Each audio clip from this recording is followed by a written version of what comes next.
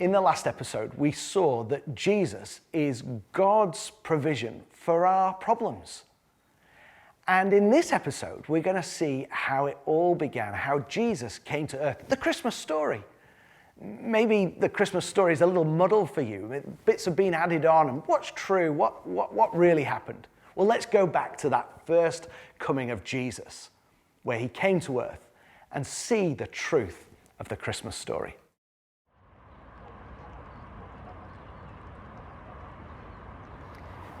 Do you remember those prophecies about the man who would be sacrificed?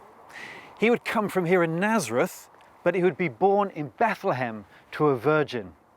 Hundreds of years later, those prophecies are about to become true in a very unusual way. There was a girl called Mary who lived here in Nazareth, and she was engaged to a man called Joseph.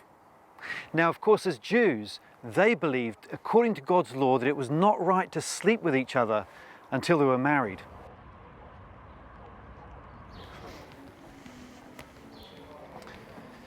Now, Mary was still a virgin when she became pregnant. And when Joseph found out, he thought that she cheated on him. They hadn't slept with each other. So he made up his mind to divorce her. Now, under God's law, she could have been stoned to death.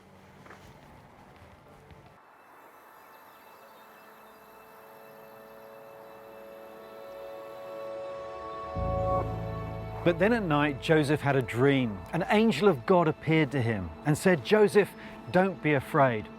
Mary is pregnant by the power of God's Spirit, and she'll give birth to a baby boy, and you will call him Jesus, because he will save his people from sin."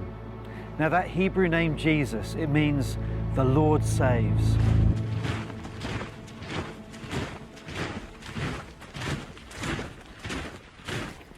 The Roman Empire established itself in every area of life here in Israel.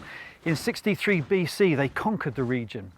Every 14 years or so, they would impose a census on the people for military and taxation reasons. Now, the Jews didn't have to serve in the military, but you can be sure they had to pay taxes.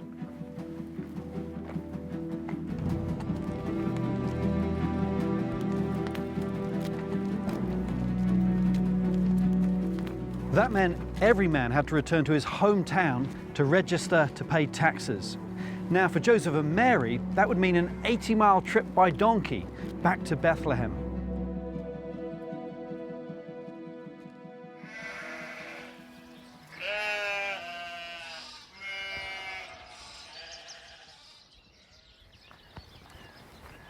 I'm on a road from Jerusalem to Bethlehem. And Bethlehem is over in the haze, the other side of the valley. And that's the location of the first Christmas. Christians built a church there to mark the location of the birth of Jesus. But of course, it's changed a whole lot since those days.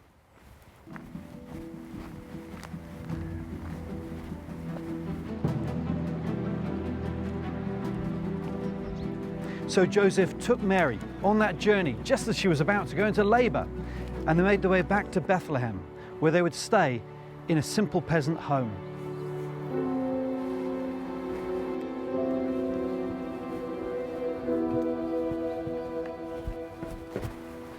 This usually consisted of one large family room like this with a stable attached. There would have been a guest room too, though on this occasion that was already occupied. So Mary and Joseph took this room with the stable. And this would be the humble beginnings for the birth of Jesus. It also explains how Jesus could be from Nazareth, though he was born in Bethlehem.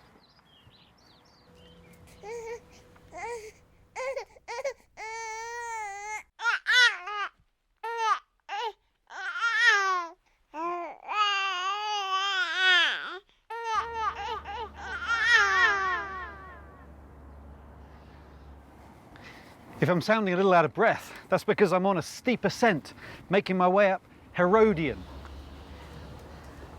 one of the fortress palaces of King Herod the Great.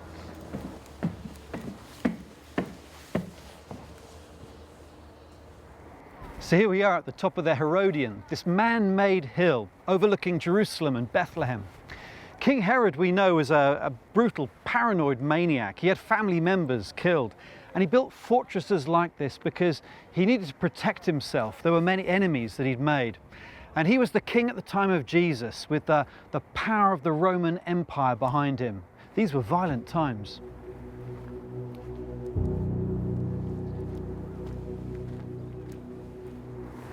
We're looking across at Bethlehem.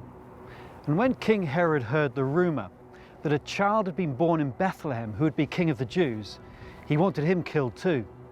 But the angel of the Lord warned Joseph in another dream to leave Bethlehem and go and hide in Egypt.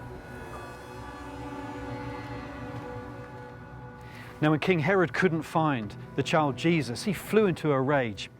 He ordered that every baby boy in Bethlehem be put to death.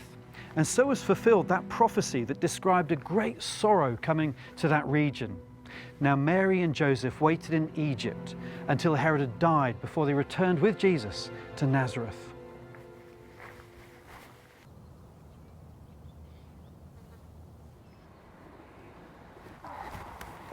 Jesus grew up in Nazareth with his brothers and sisters.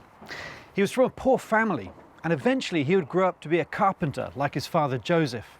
Now we're here in a reconstruction of a village in Nazareth as it would have been at the time of Jesus.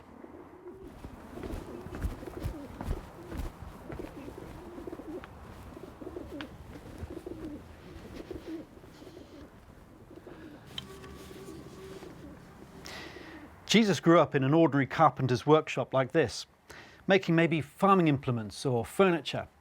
And that's the whole point. He grew up among ordinary working people who would have had no idea that he was going to go on to change the world. This is something very unusual, isn't it?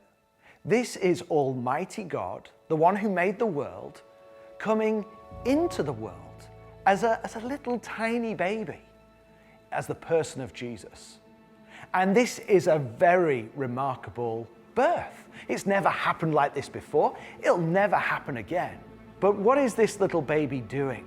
How's it going to change? How's it going to change history? How's it going to change our lives today? What is it that God is doing in this birth all these years ago that is going to transform history, that is going to transform lives today?